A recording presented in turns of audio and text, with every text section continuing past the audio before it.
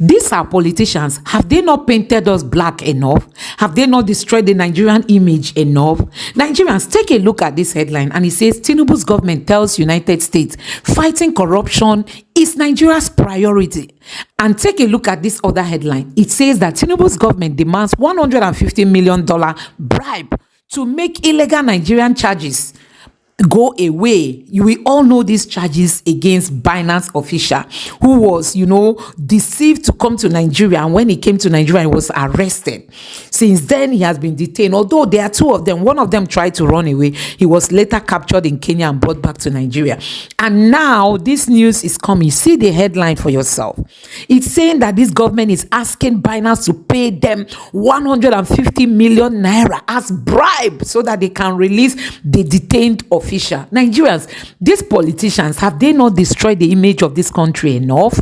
They say they are going out to look for investors, and this kind of headline is coming out. The government has to come and clear its name. Honestly, this government has to react to this kind of headline. Nigeria, things are going wrong, and if you think this is a joke, take a look at this. It seems like a huge accusation. So, of course, the foreign media outlets did publish this first, that is speaking about Bloomberg. The Nigerian government officials have been accused of soliciting bribes to the tune of 150 million naira from global cryptocurrency giant Binance, the firm's executive said on Tuesday. Now, Richard Teng said the Tinubu administration was keen on extracting the large sum from the company in order to make the recent fraud charges go away. It's not like they're paying for the charge. They're telling them this is a penalty you pay officially, but that they will, pay it from the backyard to make their crime go away. Shortly after a meeting, he said this shortly after a meeting was held with the Nigerian lawmakers. It was not immediately clear whether or not lawmakers took part in demanding the alleged bribes. The company first disclosed the amount of the bribe to a New York Times paper, and then Bloomberg quickly picked that up. Mr. Teng and other Binance executives have insisted the allegations were meritless and illegal and vowed not to be strong-armed into making any illegal payments. He said a significant payment in cryptocurrency to be paid in secret within 48 hours. That is, they say they make the payment in cryptocurrency. How will the Nigerian government access the money in cryptocurrency if they have banned access to such cryptocurrency transactions in Nigeria? Quoting him again, he says a significant payment in cryptocurrency to be paid in secret within 48 hours to make these issues go away. Mr. Teng wrote in a blog post posted on Binance website today. Quoting further, he says the message from the Nigerian government is clear. The Binance's chief executive added, we must detain an innocent mid-level employee and a former US federal agent and place him in a dangerous prison in order to control Binance. Let me leave you to handle that conversation very quickly, please. When organizations or foreign companies accuse Nigerian government officials of corrupt practices, the patriotism in us comes out and we say, no, it's not true. But, at the long run, you find out, yes, something has gone under. This is not the first time that you can hear people pointing fingers at the Nigerian government or the officials of the Nigerian government. You remember the P and ID case in the oil sector, where people, even judges, were listed, where judges were writing briefs for those to ensure that the Nigerian government does not win the case. So it's not a new thing. It shows you how corruption has eaten deep into the Nigerian system. So it's. Is this not embarrassing? For you and I, as a citizen, it is embarrassing. For those but considering that the same Binance chief executive paid some money to the United States, not exactly as a bribe, but about $1 billion. So, does it mean anything? Well, the money they paid, they didn't pay through the back door. But this one, they're asking. It wasn't stated that it was paid through the back door. Yeah, but this one, they're asking for it through the back door. And obviously, there's no smoke without the fire. So it means that something transpired between them and some government officials that are handling the case. It's unfortunate, but this is the stark reality Nigeria is faced with. This is where we are today as a people. Everything we do in this country is determined by dollar. Now you're banning crypto, and then you're asking for a bribe through crypto. It doesn't add up. It doesn't really add up. It's so shameful. I'm going to employ the government to, take this matter seriously, find out those who are involved, and, let them face the law. Okay. All right, very quickly. So for those of you who are unaware, President Bola Ahmed Tinubu's government is considering lifting the suspended telecom tax and other fiscal policies on Nigeria to secure a new loan of $750 million from the World Bank. According to a document published by the World Bank, the EMT levy on electronic money transfers through the Nigerian banking system, along with other taxes, is also being considered in addition to the reintroduction of excises on telecom services. Mr. Tinubu suspended the 5% excise duty on telecommunications and the import tax adjustment levy on certain vehicles in July 2023. However, the document revealed that negotiations were underway between the World Bank and federal government to secure the yet to be approved loan. Of course, now this money that the country puts in, which will go use pay almost secure. So the document said domestic revenue mobilization drive and the government armor programs seeks to increase revenue on some targeted industries and sectors of the economy. Specific groups and agencies within affected sectors include the Association of Licensed Telecom Operators of Nigeria, the introduction of excises on telecom services requires that all telcos are mobilized to fully participate in the collection of such revenue. Committee of Bankers, introduction of EMT levy on electronic money transfers through the Nigerian banking system would need the buy-in of all banking institutions. Oh, bottom line, should I let you interpret? Sorry. It's not something that needs special interpretation.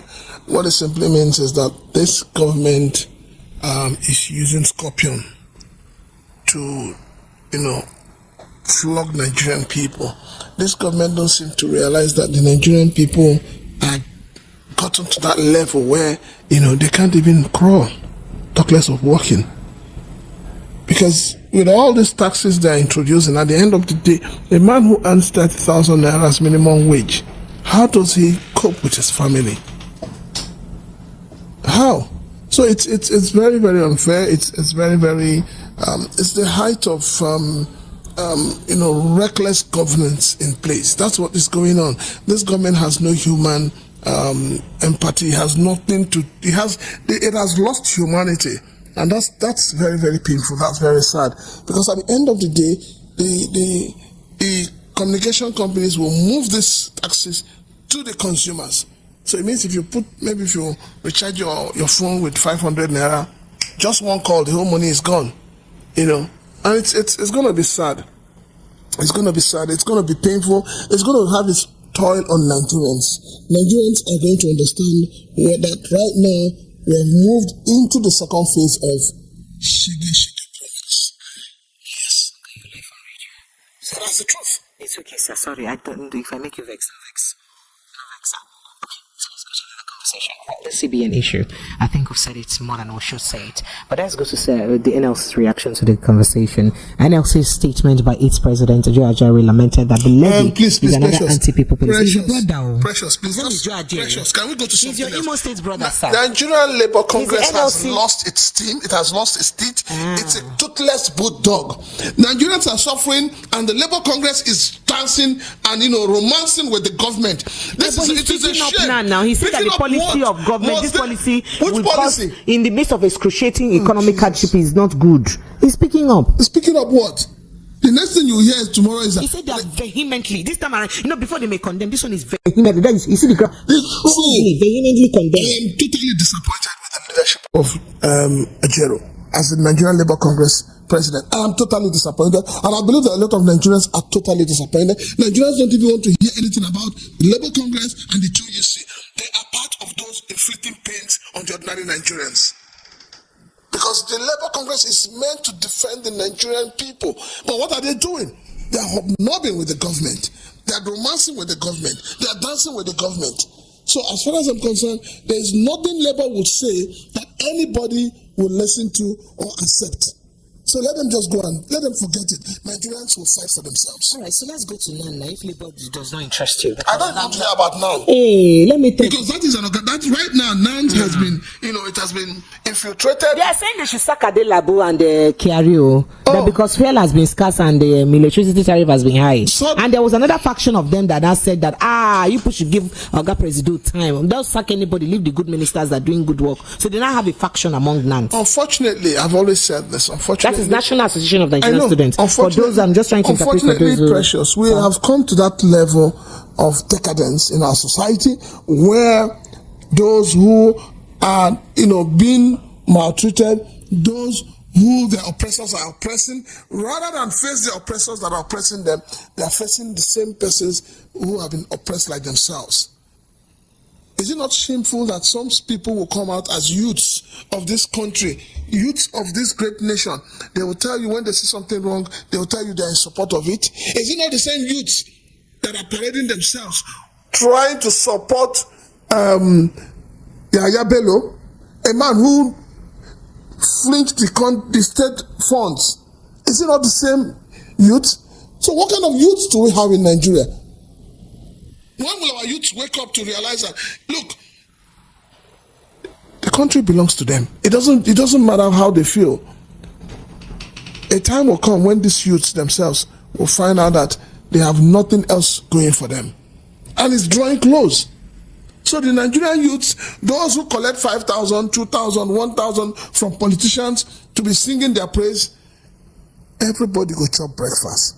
Okay, so let's move to River State, political issues. As the River State chapter of the All Progressives Congress APC has ordered its members in the State House of Assembly to commence impeachment process against Governor Siminalayi Fubara. APC's impeachment call is coming barely 24 hours after Governor Fubara said the House of Assembly, led by the Speaker, Right Honorable Amehula, is not recognized by law. He said, I go even feel pursue now. Oh, I need to play that sound bite, should I? He said, look, you people are inconsequential. What are you even telling me? Mbok. He said, you people, look, is it because I'm leaving you people to stay around since and you're not doing as if you're Don Jazzy? You people you're not in the scheme of things because you're not recognized by law. So why would you people be threatening me? I think I need to play a snippet of it so that Nigerians can understand. I mean, this is the first time Fubara is saying something that makes a lot of sense. Let me just play it a bit. Let them go. I wouldn't have said a few things that my spirit is pushing me to say. But I strongly feel it will be proper for me to set some record straight.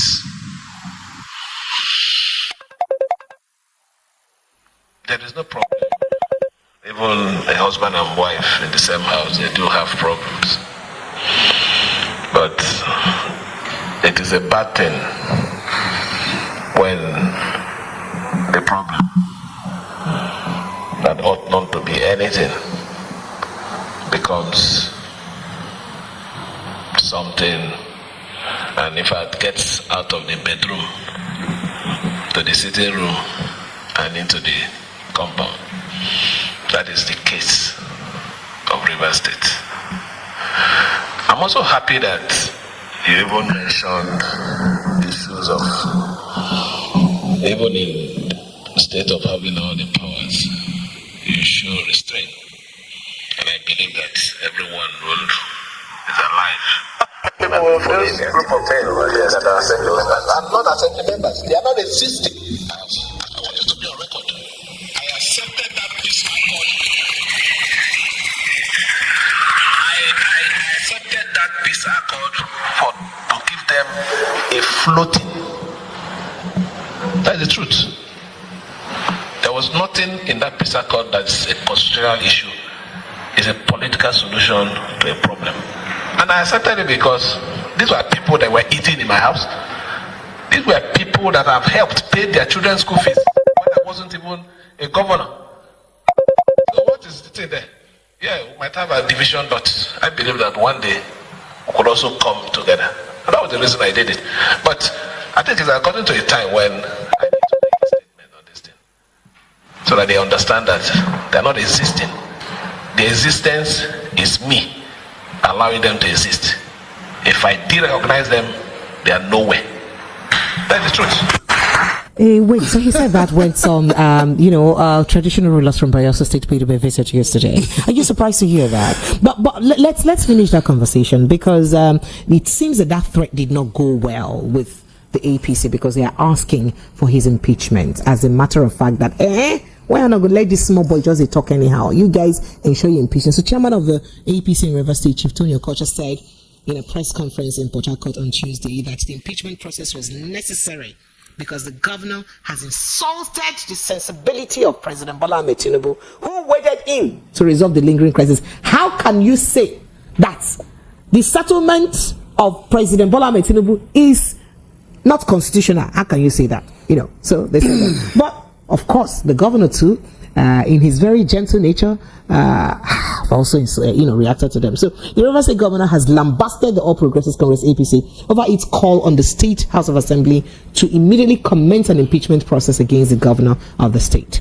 Now, the State Commissioner for Information and Communications, Joseph Johnson, noted that the 27 lawmakers in the State House of Assembly lacked the moral standing to impeach the sitting governor of the state. Said they're not fit with their foot chairs, more like them bond them when made them try them.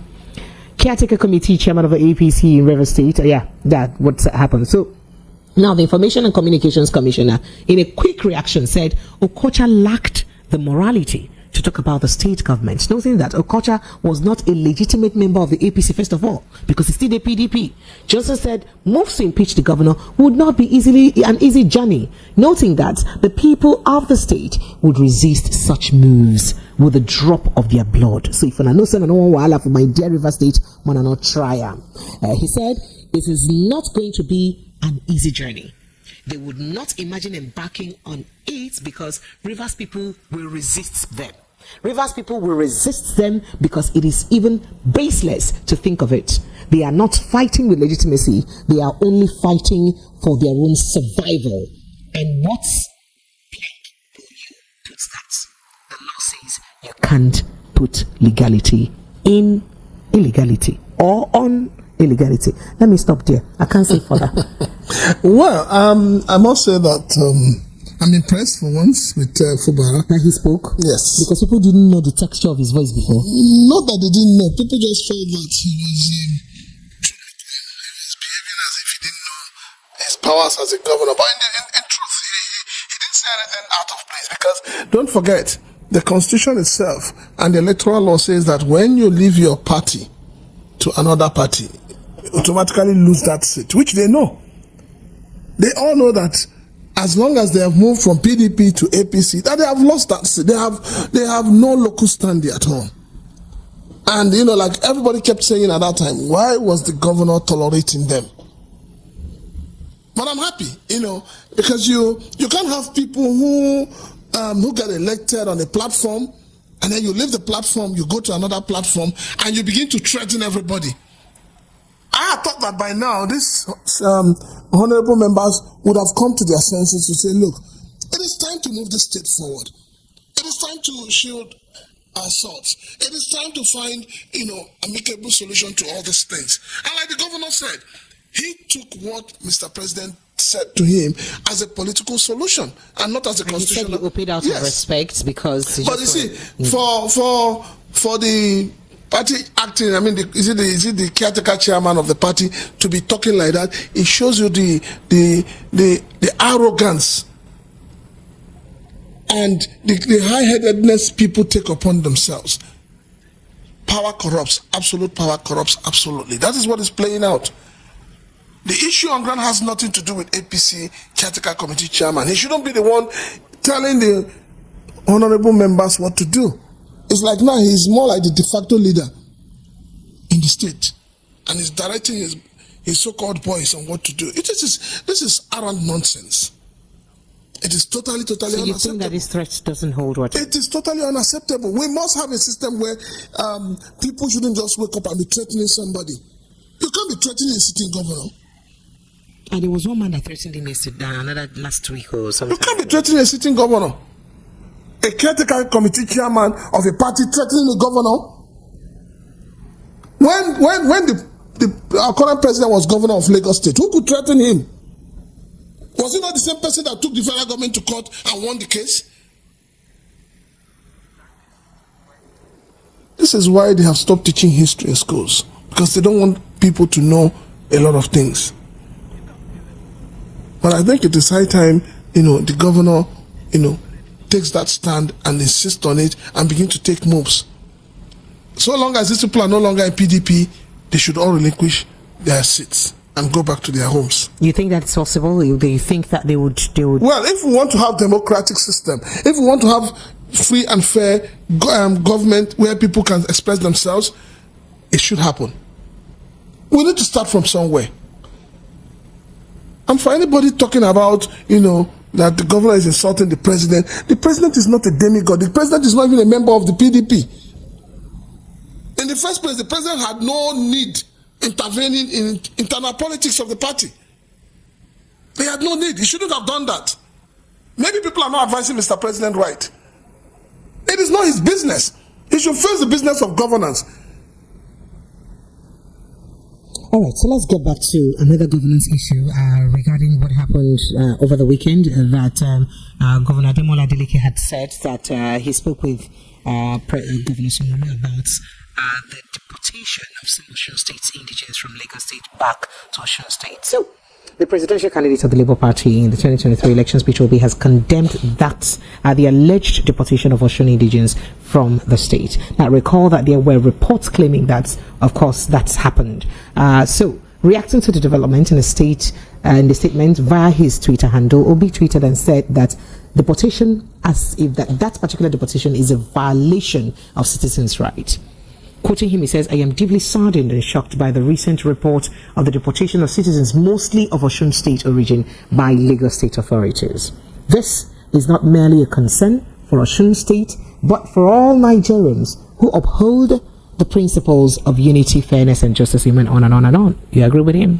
I totally agree with him. Why would you agree? But let's ask questions. Let us not just if they can deport people from other states back, why shouldn't they deport people? The question is, these people you are deporting, how did they get into the state? If I'm right, from what is coming out, from all the information that is coming out, filtering out, they said these are people they used during the elections. They brought them from Osun State to cause mayhem in Lagos during the elections. Yes. Is that written? It is. It's in the news. In the book. Okay. It's in the news.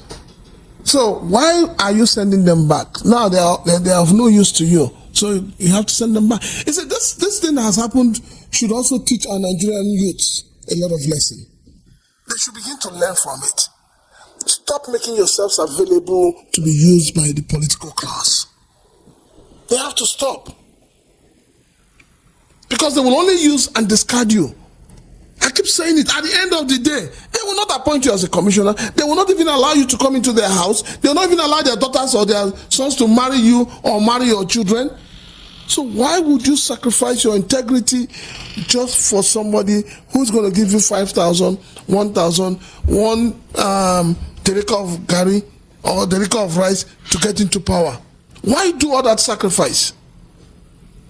Why do all that sacrifice? All right, so let's go. Nigerians have been asking for their president. They're wondering where he is. So, however, there's been a response and reaction, as it were, from the federal government. As the federal government said, President Bola Ahmed Tinubu is healthy, he's well, and he's leading Nigeria in the right direction, as against speculations that the president is sick. Because Daniel Bola even said yesterday that the president can lead from anywhere. So he's doing okay. Now, Minister of State for Health and Social Welfare, Tunji Alausa, said this in an interview today.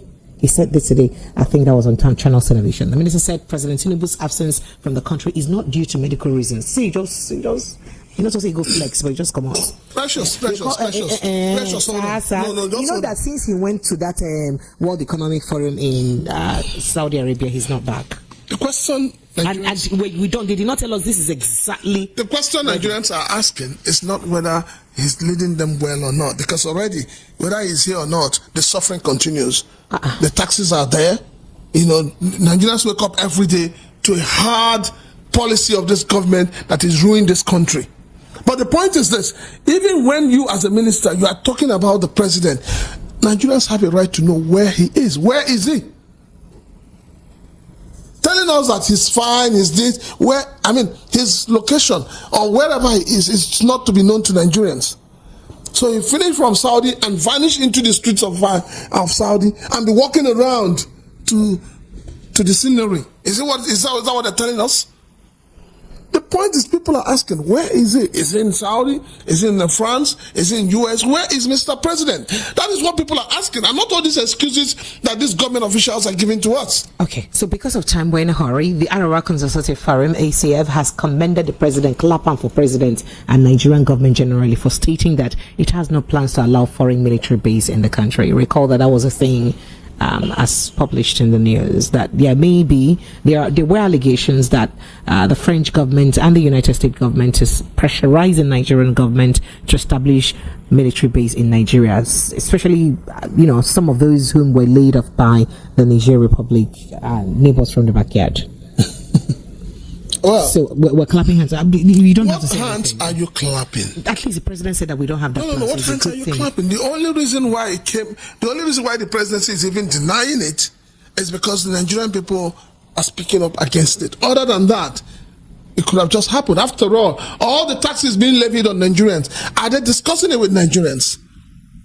Are they holding consultations with Nigerians? How can you have a dictatorial kind of leadership? So as far as I'm concerned, I don't know why Arewa is just, they're just jumping around the whole place, causing nuisance for themselves. They should go and sit down and think. Are they not the cause of the problem in the north? How? Do they not know what happened in the north? The people that are creating problem in the north, what have they done about them? After all, is it not their governors that gather themselves, is it to America to go and hold a summit on insecurity? What kind of leaders are they? The problem now. To solve what problem? Okay, let's go to another. What kind of leaders do we have in this country? Our leaders, are they blind? Okay.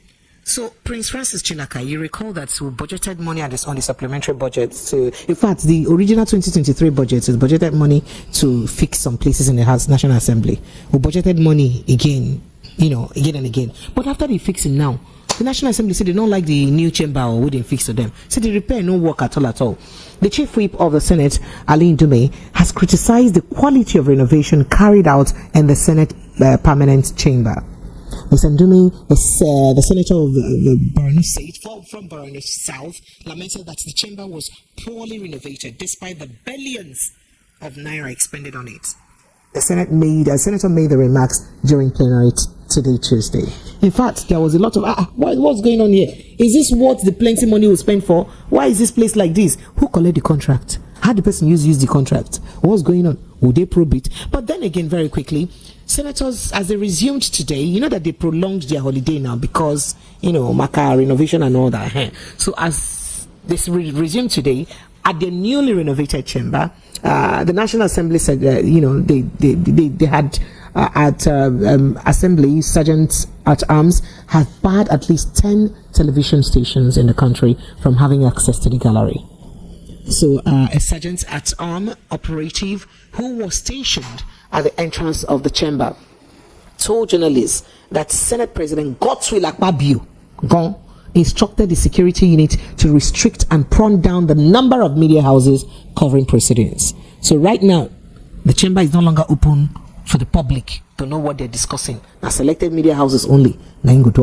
So he also observed that the document which was signed by the clerk of the Senate, Chinedu Akoboeze, posted at the entrance of the hallowed chamber listed only 7 media houses that would cover proceedings. After the 7, may nobody come near. You want to know the 7? They say NTA will be there, Channels will be there, African Independent Television will be there, AIT will be there, Television Continental TVC will be there, Arise News will be there, New Age, and ADBN. You want to know ADBN? ADBN is a television station we hear allegedly owned by someone somewhere in the Senate. It's a new television. I'm telling you, I've heard it not there. I know there's a ADBN. People should go and Google the owner of ADBN TV. Don't ask me if he's a Senate president, but just go and Google it. So ADBN, a new television station we don't know about, will be there to cover proceedings. But Silverbird perhaps will not be there. And so many other television stations were disenfranchised from, covering proceedings. Meanwhile, the leadership of the press corps had last Wednesday met with the clerk of the Senate to harmonize issues relating to covering of its proceedings in the chamber. Journalists who report the National Assembly have now expressed shock at the action of the Senate, which proceeded to bar some TV stations from covering its plenary sessions while dialogue on the matter was still ongoing. In fact, News Central is not there. Plenty other media houses gonna work inside there. They tell them, you know what, say, who know ADBN? ADBN is there. You know, when I remember when Donald Trump